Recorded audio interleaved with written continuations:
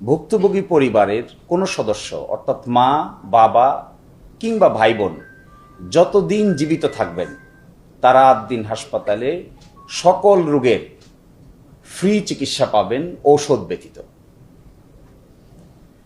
দ্বিতীয়ত, আদ্দিন হাসপাতালের medical college সমূহে কোনো উপযুক্ত ছাত্র যদি থাকে এই পরিবারের, তারা বিশেষ বৃত্তিতে এই মেডিকেল কলেজগুলোতে পড়াশোনা করতে পারবে। এছাড়াও এই পরিবারগুলোর কেউ যদি মনে করে তারা উপযুক্ত হন, তাহলে আদ্দিন হাসপাতাল সংক্রান্ত প্রতিষ্ঠানগুলোতে তারা চাকরি পাওয়ার হকদার হবেন।